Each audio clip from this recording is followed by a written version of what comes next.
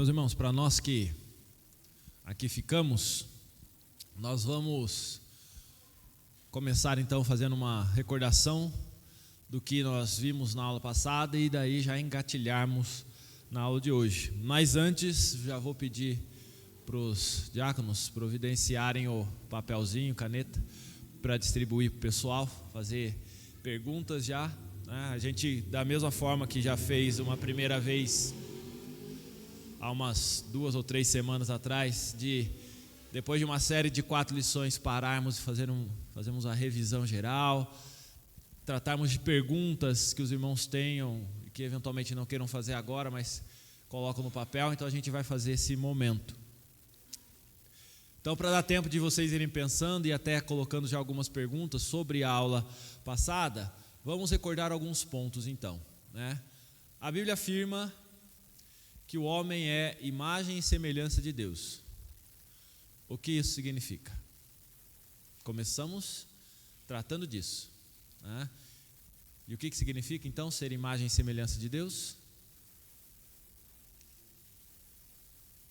Olha lá, agora tem cola. O que significa sermos imagem e semelhança de Deus? Significa que o homem é espiritual, racional, moral e imortal. Ou pelo menos era. Ou é ainda. Nós somos imortais.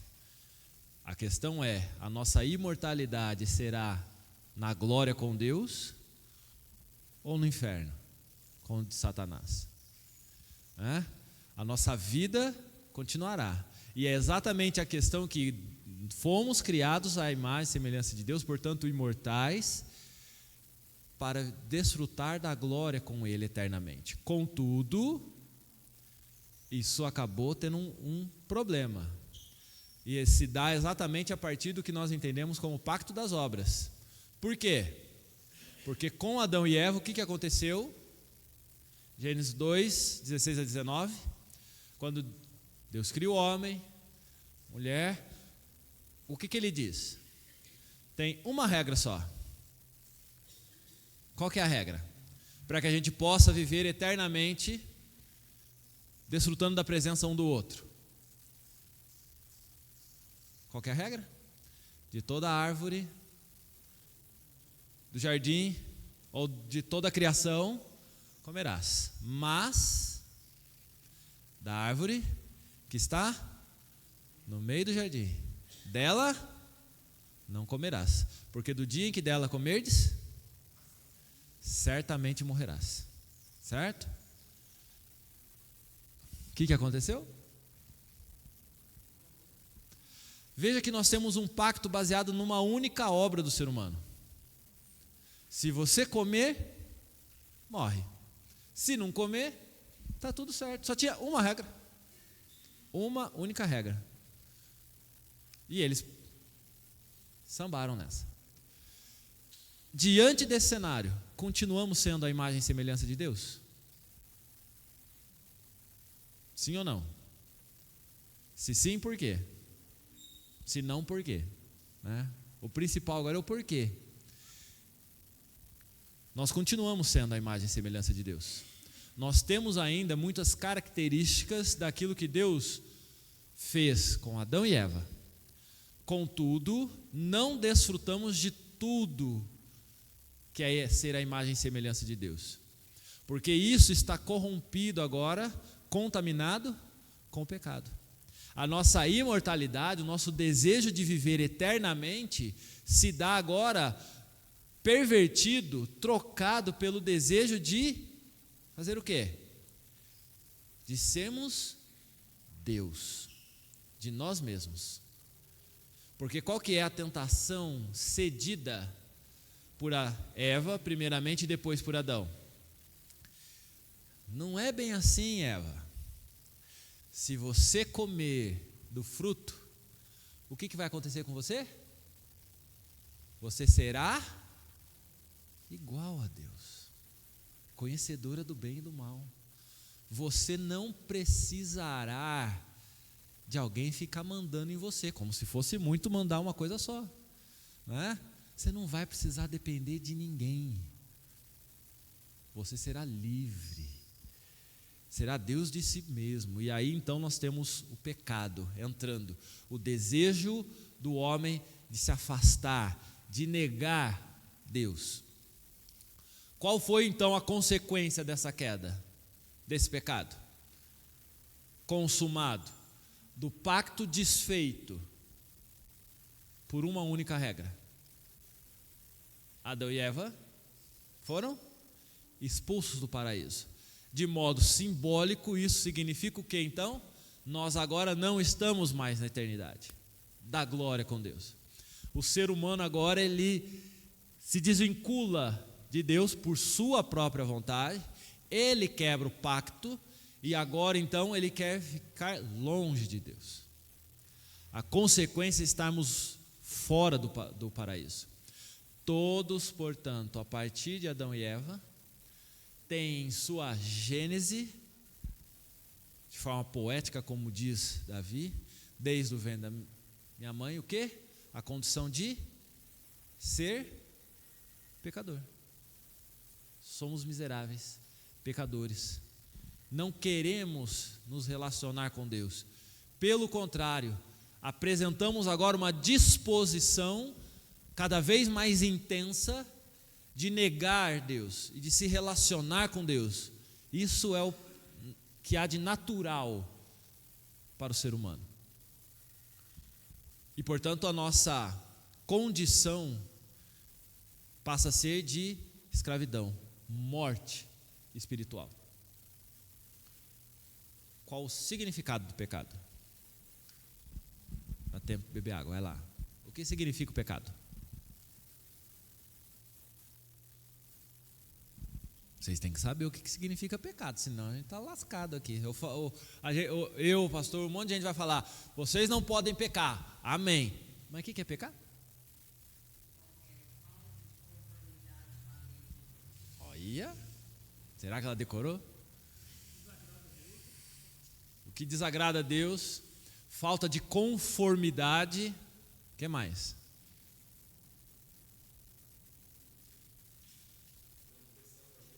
Transgressão da lei. Não dei a resposta oficial ainda, então pode ser. O que vocês aprenderam já até hoje? Né? O que falaram para vocês sobre o que é pecado? Separação? Do que?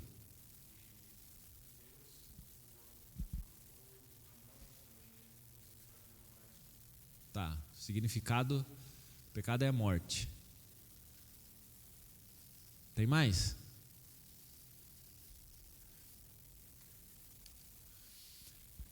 Pensar, falar, desejar ou fazer algo que desagrade a Deus.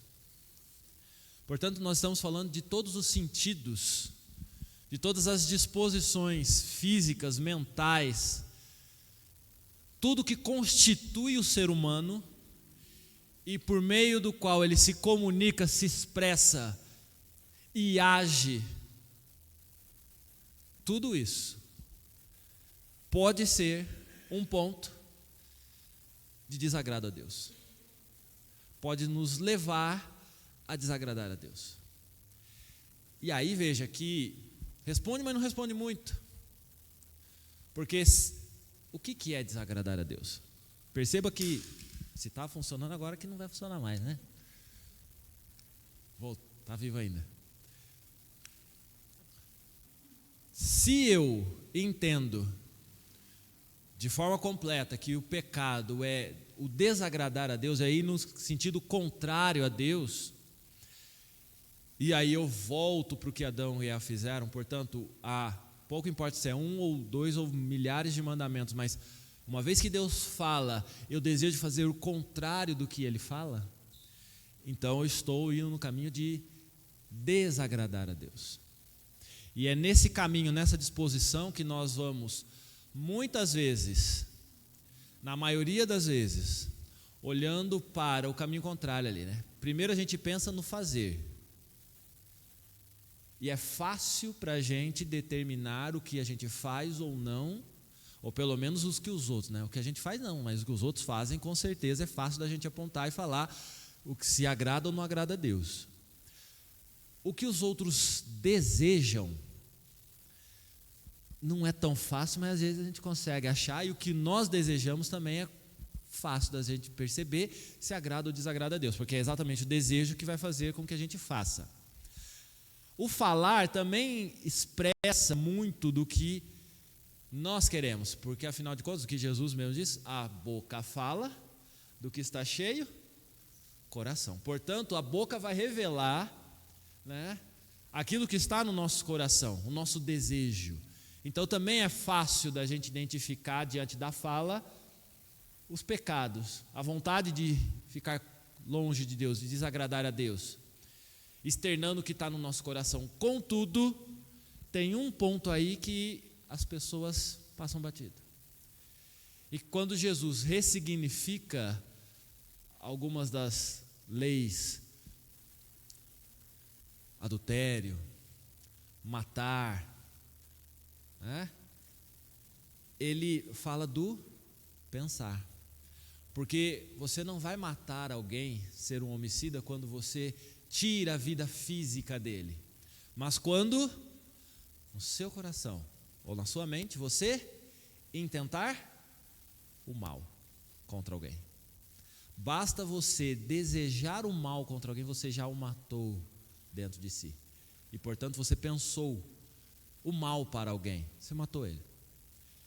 Não basta, ou não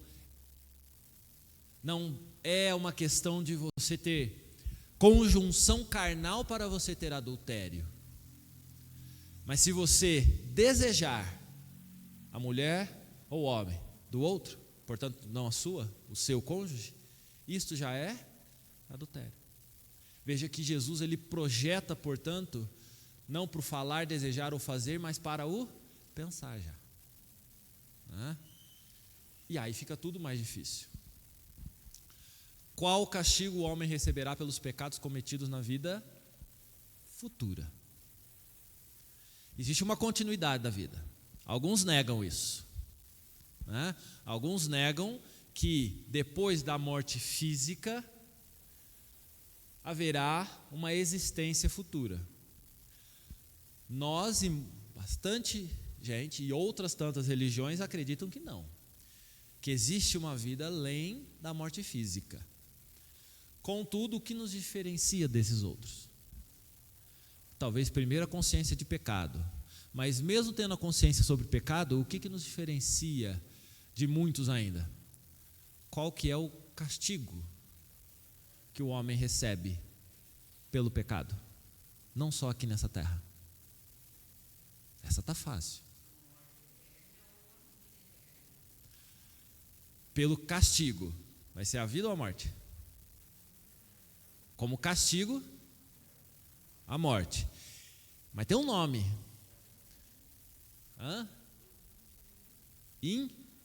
Inferno. Isso. Não precisa ter medo de falar inferno, diabo, nada disso, né? Estamos protegidos pelo sangue de Jesus, então não pode ter medo disso, né? Inferno. O inferno é o local de castigo eterno. Lá, todos que não aceitarem a Cristo Jesus estarão eternamente em sofrimento e dor. Não foi isso que Jesus falou, que a gente acabou de conversar aqui, na devocional? Portanto, o que cabe a todos, se não é estar na glória com Deus, é o inferno. É importante a gente destacar isso. Por quê? Porque na cabeça de muita gente, Deus é tão bonzinho que Ele não vai mandar ninguém para o inferno. Aí a pergunta é, por que existe inferno então? É só para Dia das Bruxas que existe inferno, né? Para fazer coisa feia. Porque se não é para que haja uma separação entre aqueles que obedecem a Deus e desobedecem a Deus, aqueles que seguem a Jesus e aqueles que não seguem a Jesus, para qual que é o sentido do inferno? O diabo e seus demônios vão ficar lá, mas por que eles estão lá? E aí veja que até mesmo alguns defendem a possibilidade do diabo se converter, né? Alguns chegam ao ponto de não vai nem o diabo vai ficar eternamente lá no inferno, né? Tem ideia para tudo nesse mundo, tá?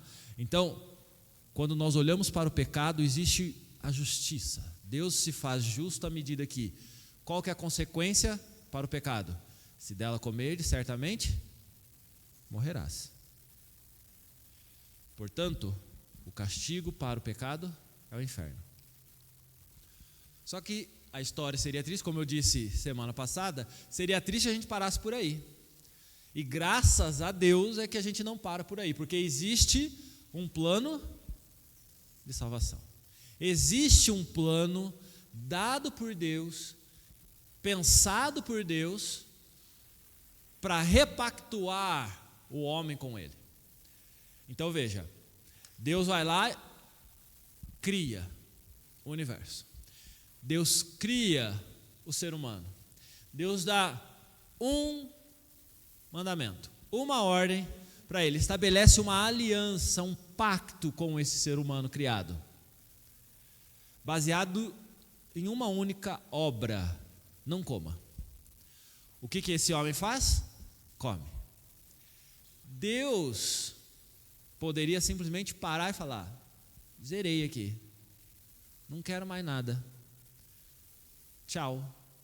Não. O que acontece logo depois disso? Onde Deus anuncia as consequências. Ao anunciar as consequências, o que Deus faz? Anuncia que haverá uma solução. Não de forma completa, como nós temos hoje toda a Bíblia escrita, mas de início, já em um versículo, ele fala que a serpente feriu o calcanhar, correto? Mas haverá aquele que ferirá ela pisando na sua cabeça. Portanto, haverá um momento de cessar tudo isso. Haverá alguém que virá em resgate, em salvação ao homem. E quem estabeleceu esse plano? Não foi o homem, porque o homem está disposto a fazer o quê? Ir contra Deus. Diante disso, em que consiste esse novo pacto? Esta nova aliança, chamada de redenção. Alguém tem alguma ideia do que é esse novo pacto? Rafael quer falar, mas eu não vou deixar ele falar ainda. Vamos lá, deixa eu ver. Tem tempo ainda, né? Estamos com tempo. O povo tomou café. Ixi, estou com tempo de sobra aqui.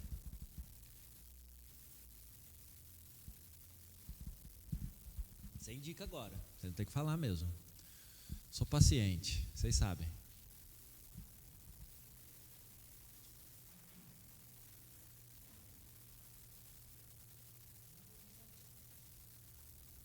O pacto da redenção implica em arrependimento. Tá.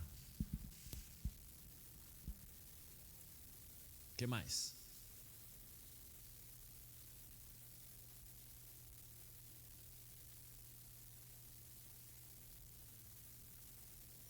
Vocês ficam quietos, eu vou ficar quieto também. Vocês falam, eu falo. Salvação. Arrependimento, salvação. O que mais?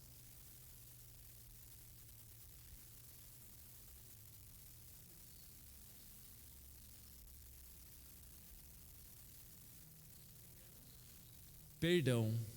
Então tem arrependimento, tem salvação, tem perdão. O que mais? Não ouvi nada desse lado ainda, hein? E acho que aqui também não. Ah, um só aqui. Hã? Reconciliação. O que mais?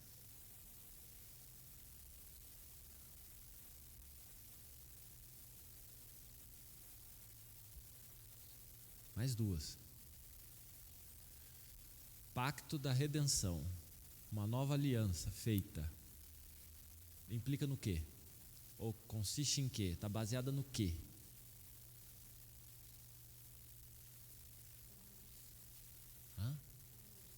Conversão. Certo. Mais uma.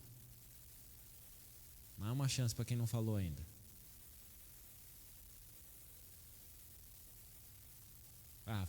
Fala agora. Você pode falar, se quiser.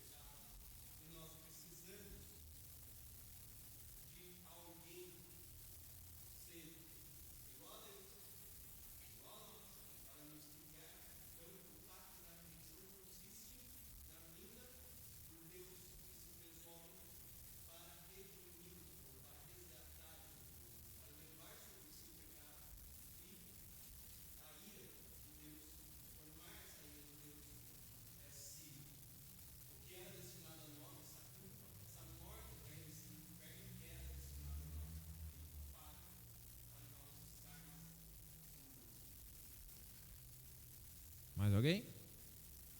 Não? Vamos ver se o Rafael acertou. Antes de criar o mundo, Deus já havia estabelecido uma aliança com o Filho do Homem para salvar o homem. Aí você fala, não respondeu nada, né? Essa resposta não respondeu. Porque em que consiste o pacto da redenção? O que consiste, portanto, um novo pacto, uma nova aliança para reconectar o homem com Deus? Consiste em algo, a questão são os detalhes, em algo feito por Deus. Veja que a afirmação ela parte de que Deus já havia estabelecido, portanto, então, a ação é de Deus. Nós estamos partindo do pressuposto, da ideia de que este pacto que foi quebrado pelo homem, o primeiro, ele quebrou o contrato, tá, não tem problema, toma outro contrato agora. E quem ofereceu esse contrato não foi quem quebrou o primeiro, mas foi quem foi ofendido. Então Deus é ofendido por ter o pacto pelo homem quebrado, e mesmo assim ele vai lá e oferece outro pacto, outro contrato. Deus faz isso. Quando que ele faz isso? Outra premissa importante. Antes da fundação do mundo. Como assim? Deus, antes de criar tudo, antes de criar o homem, e antes do homem pecar, ele já tinha esse pacto estabelecido. Então significa que Deus criou, e significa que Deus sabia que o homem ia pecar, Deus deixou o homem pecar, e mesmo assim ele fez um pacto, e agora ele vai dar outro pacto, e tudo isso ele já tinha planejado antes de tudo acontecer? Isso que ele está afirmando ali.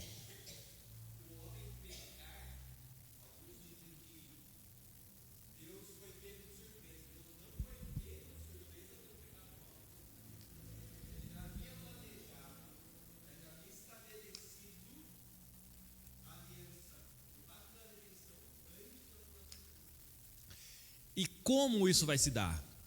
Aí vem uma aliança feita antes até do que com o homem, com o Filho, com F maiúsculo, portanto estou falando de Jesus, para salvar o homem.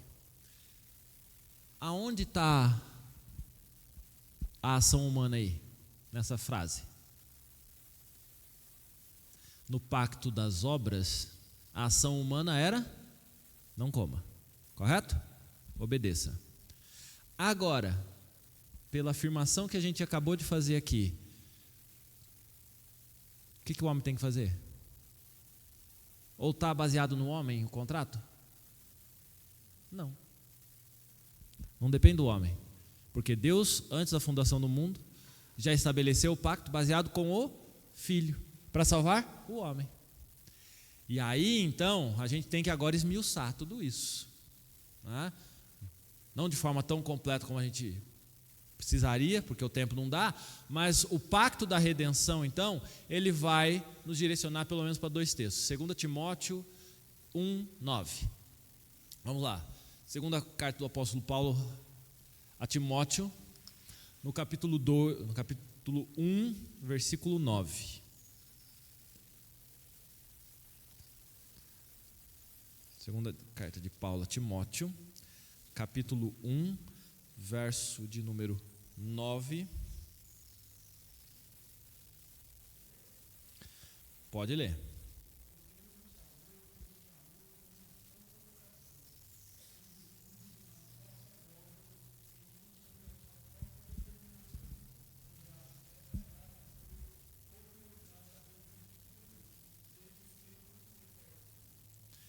Perceba que Paulo, ele está num discurso com Timóteo, para que ele se mantenha firme naquilo que ele foi chamado, e no verso 9 ele diz que, segundo o poder de Deus, que está no verso 8, segundo o poder de Deus, a vontade de Deus, nós fomos salvos, chamados com santa vocação, e esse chamamento, essa salvação, já vem logo de imediato a explicação, não segundo as nossas obras,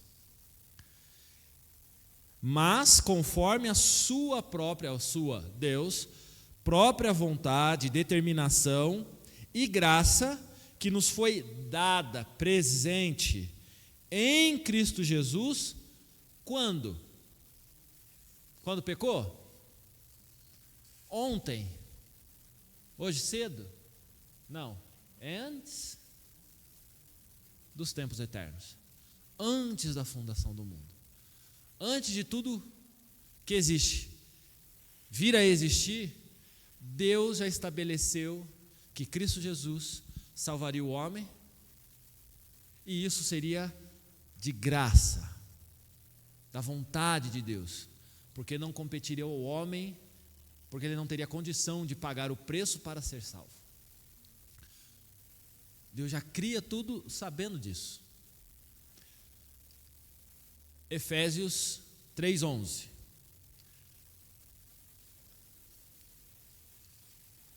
Quem chegar primeiro lá pode ler. Efésios capítulo 3, versículo 11.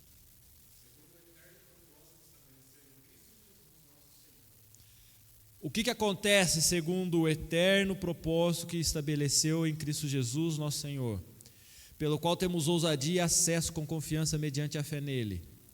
É para que nós sejamos igreja. Verso 10, para que, pela igreja, a multiforme sabedoria de Deus se torne conhecida, agora dos principados e potestades nos lugares celestiais, segundo o eterno propósito estabelecido por Deus. Eterno. Veja que o eterno, ele não tem, na nossa dimensão, na nossa cabeça, não tem início nem fim, é eterno, certo? Não tem como começar e terminar, porque se tem começo, né, ou tem fim, é semi-eterno, né? Tem um ponto de marcação. Portanto, antes dos tempos eternos, eterno propósito, isso nos dá o sentido de que, antes de que tudo viesse a existir, Deus já tinha tudo escrito, planejado, pensado, colocado para que acontecesse. Esse é um ponto importante. Isso nos diferencia muita coisa. Perguntinha simples. Se tudo foi pensado por Deus, planejado por Deus, escrito por Deus, o que o homem pode fazer para ser salvo? Existe alguma obra que o homem pode fazer? Existe algo que nós possamos oferecer a Deus? Aliás, existe a disposição do homem em fazer algo para se reconectar com Deus? É por isso que Paulo vai falar que nós estamos mortos nos nossos delitos e pecados. O pecado, ele nos levou, de Adão e Eva, nos levou a uma condição onde nós não podemos fazer nada, porque nós não temos vida mais, no sentido pleno que Deus estabeleceu e concebeu.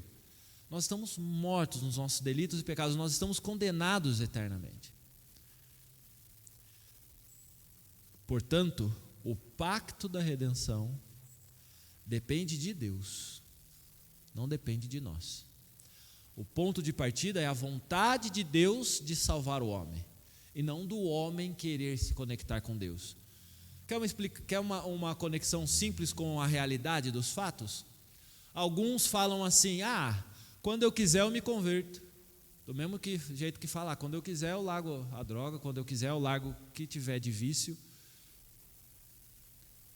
Todos nós aqui que somos convertidos, é verdade isso? A gente simplesmente decide, acorda e fala: hoje eu vou servir a Jesus. É assim? Vontade espontânea do ser humano? Não, né?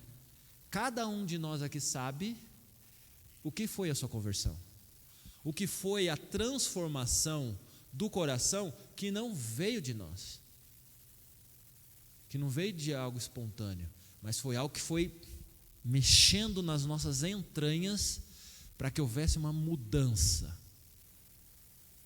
e não veio de nós. Jesus, portanto, é a referência, certo? E aí, se eu não li nenhum texto durante a aula, mas eu já li antes, né? E o que Jesus falou na devocional, né? A gente leu ali, que se você quer salvar a sua alma, você precisa se negar. Você precisa perder a vida aqui para ganhá-la depois. Ou seja, abra a mão de si mesmo. Tome a sua cruz, se negue, tome a sua cruz e siga-me. Jesus é a referência. Como ele mesmo diz, né? Eu sou o caminho, a verdade e a vida. Ninguém vai ao Pai se não for por mim. Se não é por Jesus, você não vai se conectar com Deus. Não haverá redenção. E essa redenção, então, essa conexão com o Pai, se dá por meio de Jesus, porque Jesus é o que Deus estabeleceu lá em Gênesis 3, que vai fazer o quê? Não com um sapatinho de fogo, mas o que ele vai fazer?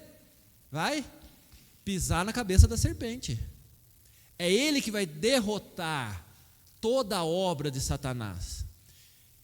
Satanás lhe feriu no calcanhar, achou que poderia fazer alguma coisa para destruir a obra de Deus, a ponto de tirar a vida física de Jesus. Contudo, o poder de Deus se manifesta, e no terceiro dia Jesus é ressurreto.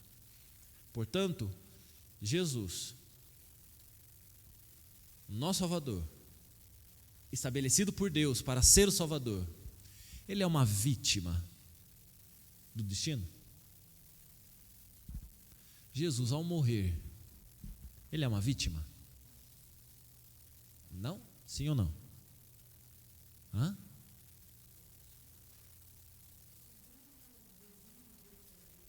Então ele não é vítima.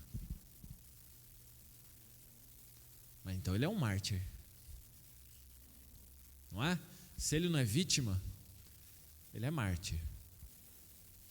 Porque ou você está na condição de vítima, vamos pensar assim, de que sofreu algo que não lhe é. O que é uma vítima? Vamos lá, a gente lê notícia assim: vítima de esfaqueamento, por exemplo, vítima de golpe lá da chamada, né, falando que é de sequestro, que é de banco, qualquer coisa assim. O que é a vítima? É alguém que está lá, vivendo sua vida, e de repente vem alguma coisa alheio à sua vontade, correto? E que lhe ceifa a vida, lhe ceifa bens, leva alguma coisa sua, correto? Seu. Jesus foi assim? Ele veio, estava aqui de boa, e aí, então agora eu tenho que salvar. Mas para salvar então eu vou ter que morrer. Morri. Foi assim? Não. Jesus não é vítima. Mas se ele não é vítima, o que Jesus é então? Vai lá, João 10, 17, 18. Tadinho de Jesus.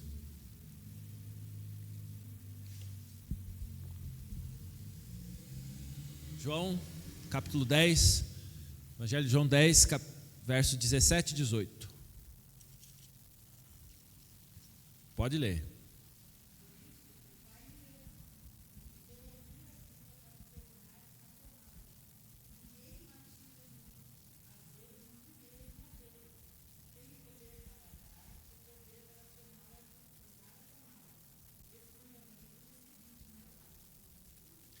O que Jesus está falando aqui? De forma muito clara, de forma consciente, eu estou afirmando, e aí você vai para os versos anteriores, eu sou um bom pastor, que dá vida pelas ovelhas.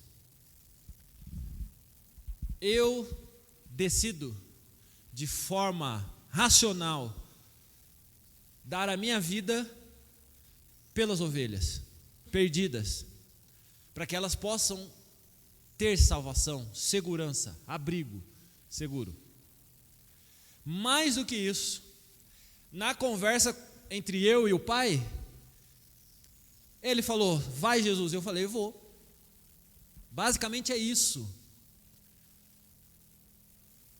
Veja que o que a gente leu dos tempos eternos, do plano, Jesus já estava nos tempos eternos com esse plano, então junto com o Pai, estabelecendo todo esse processo de salvação. Não tem nada desconhecido de Jesus nessa história. Jesus ele não teve uma revelação progressiva da sua missão. Ele não foi se entendendo Deus, se entendendo Salvador conforme ele crescia. Ele já sabia, ele já tinha consciência da sua missão aqui. E ele age de forma proposital com isso. Portanto, ele não só sabia do seu começo, como vida humana, física, nascimento, mas também sabia do seu fim. Tanto sabia do seu fim que ele anuncia para os discípulos. E ele fala o que seria. E quando Pedro fala, não vamos deixar isso acontecer, o que ele fala? Arreda-te, Satanás. Você não pode me tirar da minha missão, que é de fato sofrer, dar a vida, a minha vida, para que o plano da salvação se cumpra, para que a redenção do homem aconteça. Jesus não foi vítima, tampouco mártir, porque o mártir, na visão das pessoas, é o quê? É aquela pessoa que tem uma disposição do ser, um ser tão evoluído que ele abre mão de si mesmo em favor dos outros. Jesus, ele, em certa medida, não abriu mão de si, porque ser o Salvador é a essência dele.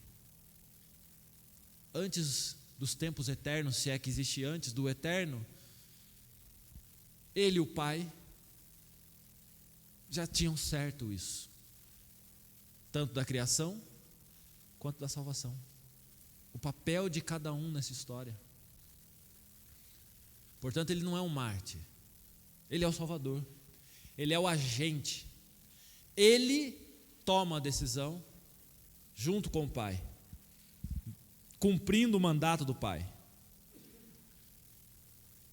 A obra redentora de Cristo, então, nos leva para outro texto bem conhecido. Então a gente tinha lá Gênesis 3,16, agora a gente vai para João 3,16. Será que a gente consegue falar de cor? Deus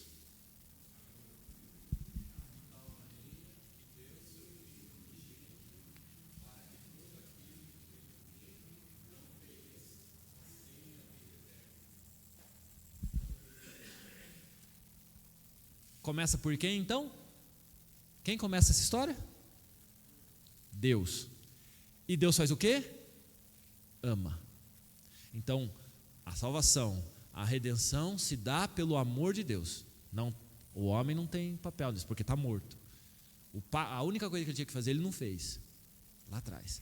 Então, Deus amou o mundo, a sua criação, de tal maneira, de forma tão singular e ímpar, que fez o quê? Ele fez, deu seu Filho. E aí aquele mistério da Trindade, né? Nós sabemos que existe Deus Pai, Deus Filho e Deus Espírito Santo, um só Deus em três pessoas. Racionalmente a gente não consegue fechar a conta, mas o fato é, neste papel, digamos assim, onde o Pai na figura de Criador, o Filho de Redentor, o Espírito Santo de Consolador, nós temos então a missão do Filho de Cristo de cumprir aquilo que foi estabelecido pelo Pai, de salvar o homem, certo? A salvação, essa dinâmica da salvação, ela se dá pela Trindade. E o papel, portanto, de Jesus é de ser o consumador disso, porque aí a gente tem que pensar o seguinte: a justiça de Deus tem que ser cumprida. Para um pecado deve haver a morte. E a lei do Antigo Testamento, ela se dava exatamente nisso, em todos os sacrifícios. Era para quê? Para remissão de pecado, não era? Alguém inocente, porque tem que ser inocente, porque se ele já tem a culpa dele, então ele não vai pagar pela sua culpa, vai pagar pela dele. Alguém inocente morre para pagar a sua culpa. Esse é o sentido do sacrifício, de ovelha, de pombo, de tudo quanto é mais coisa. Portanto, nós precisamos de um inocente para morrer por um pecado. Aonde está o poder de Deus? Um homem, Deus, Jesus, morre por todos os pecados de todo mundo? Sim ou não? Vou fazer de novo a pergunta. Jesus morre por todos os pecados de todo mundo? Sim ou não? Sim? Não? Não sei? Estou em dúvida? É pegadinha do Paulo? Se a gente vai para o sim, a gente vai ter um problema. Lembra da história de ninguém ir para o inferno? Lembra? Tem muita gente se fiando nessa. Jesus não morreu? Morreu. Por quantos pecados? Todos. De quem? De todo mundo. Se ele já morreu pelo pecado de todo mundo, então posso continuar pecando. Vou continuar pecando. Por quê? Já está pago mesmo. É aquela coisa, você chega no restaurante, está tudo pago. Aí, então agora é que eu não vou, me regular mais. Vou comer, vou beber, vou fazer, vou pintar e bordar aqui. Por quê? Já está pago mesmo. Se sou eu que vou pagar, deixa eu olhar o preço primeiro, Então nós temos um problema, é o detalhe mesmo, pegadinha na frase, como a gente constrói a frase: Deus amou o mundo de tal maneira que deu seu Filho para que todo aquele que nele crê. Tem um detalhe: todo aquele que nele crer será salvo. Então, existe uma extensão da salvação da obra de Jesus, mas ela é limitada. Ela não é ilimitada. Ela é limitada a quê? Aqueles... O que eu li mesmo lá? O que Jesus mesmo falou? Aqueles que se negam, tomam a sua cruz e seguem. Somente aqueles que creem em Jesus Cristo é que estão debaixo deste guarda-chuva de salvação. Então, é o detalhe mesmo. Deus amou o mundo de tal maneira que deu seu Filho. Ele morreu com poder para salvar a humanidade toda? Sim. Potencial. O poder de Deus era para salvar toda a humanidade, mas esse potencial não vai ser usado totalmente. Por quê? Porque para usufruir disso, é preciso crer em Jesus. Não acreditar que ele veio, não acreditar que ele existiu, não acreditar que Jesus era gente boa, que falou coisas legais, mas que ele é o Salvador. Romanos 5:8. Vamos lá para Romanos 5:8?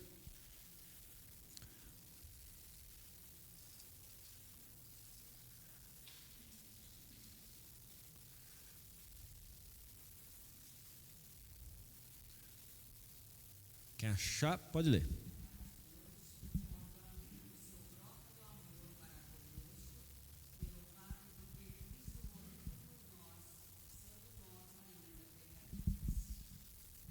Reafirma que a obra é dele, que não é nossa. E por que é importante a gente olhar para o texto de Romanos numa perspectiva histórica? Porque qual que era o contexto de Martinho Lutero, quando ele leu a carta aos Romanos e ele vai lá e fala: pera aí, tem coisa errada no que a gente está falando de cristianismo e na forma como a igreja está se fazendo com que as pessoas se relacionem com Deus. À época, igreja católica, apostólica, romana, que era a única. Não, já tinha a ortodoxa, mas basicamente em essência era o mesmo. Você pode fazer algo para salvar. Mais do que isso, alguém da sua família, alguém que tem interesse, pode fazer o quê? Pagar para que a sua alma saia do inferno para o purgatório, ou até do purgatório para o céu, correto? As famosas indulgências. E sabe o que é mais interessante? É que tem um povo hoje, que não está na igreja católica, mas que se diz evangélico, e que está fazendo a mesma coisa. Como é que as pessoas estão aos montes, enchendo as igrejas? Elas querem fazer o quê? Elas pagam. Alguns pagam caro até. Pagam muito caro. Para fazer o quê? Para ser salva. Mas eu não posso falar que o charlatão que está pregando, ele é tão charlatão assim, porque ele está vendendo o que ele está entregando, né? Ou, em certa medida, o que as pessoas procuram. Porque que tipo de vida que as pessoas estão buscando? Elas querem vida eterna com o Pai? Não, elas querem vida boa, regalada aqui. Então eu estou disposto a pagar o que for para ficar rico, para ter vida boa aqui nessa terrinha, certo? Então as pessoas estão enchendo as igrejas e elas estão indo lá porque elas querem ter uma vida boa aqui. Elas não querem ter vida lá no céu. Céu. Tem gente que acha que é até chato no céu, né? Não vai poder fazer nada lá no céu. Tudo que tem aqui na terra não vai ter lá, porque está tudo pecado, contaminado pelo pecado. O que eu vou ficar fazendo lá no céu? Vou ficar cantando agora? Aleluia, aleluia. Osana, Osana? Não dá para nem falar para Osana porque não vai vir, já está lá no céu. Então o que eu vou ficar fazendo lá no céu? Coisa chata. Tem gente que acha que vai ter cervejinha no céu, que vai ter churrasquinho, né? Vai ter gandaia, baladinha. Então não quero ir para o céu. Quero viver aqui, os prazeres daqui, o máximo possível. E se eu posso fazer isso com a bênção de Deus ainda, qual que é o preço? Jesus é Deus, né? Porque olha o que ele fala: o que o homem está disposto a pagar pela sua alma. Bota preço. Não é isso que Jesus falou no texto de Marcos capítulo 8 que a gente leu? Qual é o preço que o homem está disposto a pagar pela sua alma? Nós sabemos que o preço da nossa alma é exatamente a morte de Cristo Jesus na cruz, para que haja reconexão com Deus, para que nós possamos ser alcançados e viver eternamente com Deus. Alguns estão dispostos a pagar o preço que for, mas não para isso. Como podemos receber a salvação em Jesus? Romanos capítulo 10. Vamos lá para Romanos capítulo 10. 3 pessoas, ou melhor, 2. Uma 9 e 10 e outra verso 13.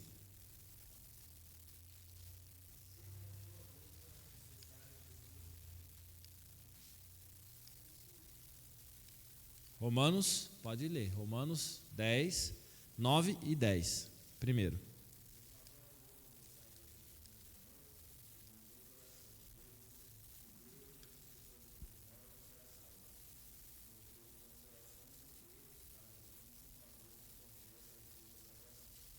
Verso 13. Agora aparece o papel do homem. O que nós precisamos fazer? Crer. Nós precisamos confessar. Este é o sentido de fazermos profissão de fé na igreja. Você professa, você anuncia a sua fé. E veja que isso não é novo, não foi inventado pela igreja presbiteriana do Brasil. Até mesmo a igreja católica já tem isso que é chamado de crisma. Porque a criança é batizada, correto? Pelos pais. E aí chega um momento onde ela vai falar que ela quer continuar na fé católica. Portanto, ela faz a crisma. Ela faz todo o processo de aula, que nós chamamos de catecúmenos. E aí depois ela vai lá e o quê? Anuncia que ela quer seguir nesta fé. É isso que a gente está falando. Está baseado no quê? Está baseado nisso aqui. Nós precisamos anunciar que nós somos de Cristo. Porque Jesus falou, se você se envergonha de mim, não é digno de mim. Então, como que eu não vou me envergonhar? Falando que eu sou de Cristo. Né? Aí então estamos diante do pacto da redenção ou da graça. Deus livremente oferece a vida e salvação através de Jesus Cristo aos pecadores, exigindo apenas fé, crer. Não é em qualquer coisa, em Cristo, prometendo dar a eles a vida eterna e seu Santo Espírito, para dispô-los e habilitá-los a crer. Por quê? Porque daí de novo você vai para Romanos e vai entender que nós somos miseráveis, pecadores, e que essa salvação, ela se dá não porque nós fomos até Deus e batemos na porta e falamos, lembra daquele contrato? Então, estou disposto a cumprir ele. Não, você não tem mais contrato, não tem mais o que fazer. Eu estou te dando uma nova oportunidade e eu estou te chamando. E agora, então, só cabe a você falar sim, confirmar isso. Aí você recebe. Não existe nada em nós, não existe nada que nós possamos fazer para ser salvo. Porque a obra de salvação está baseada em quem? Em Jesus. Ele é o fiador, Ele é o Salvador. É a obra dele que nos conecta com Deus. Efésios 2:8. Se é preciso fé, então da onde brota essa fé? Efésios capítulo 2, verso 8. Quem achar pode ler, bem forte.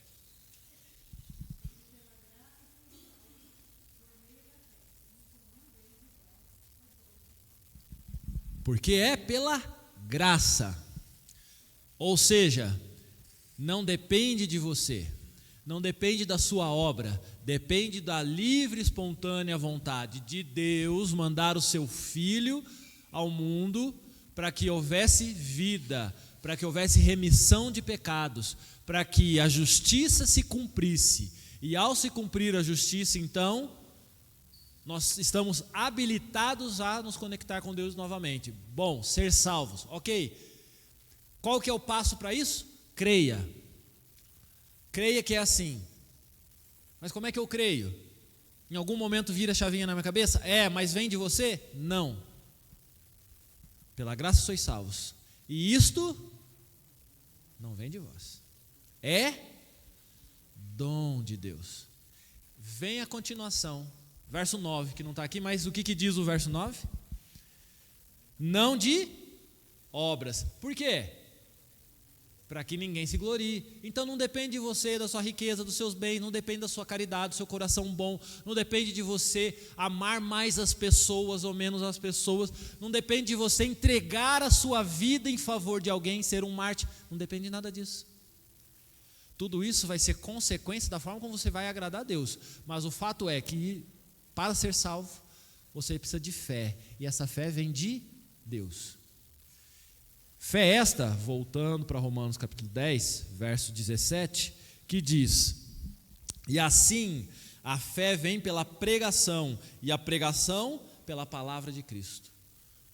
Portanto, é Deus quem dá, e Deus dá por meio da pregação da palavra.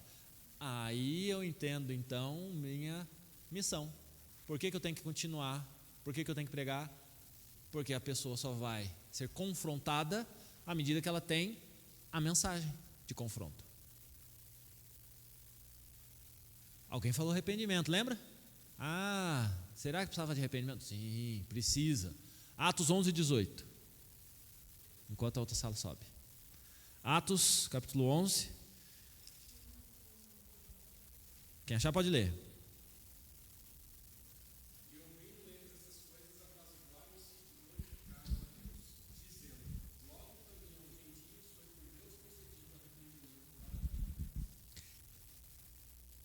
Deus gera arrependimento. Então, o texto está falando que tem que ter arrependimento? Sim. Mas quem que dá o arrependimento?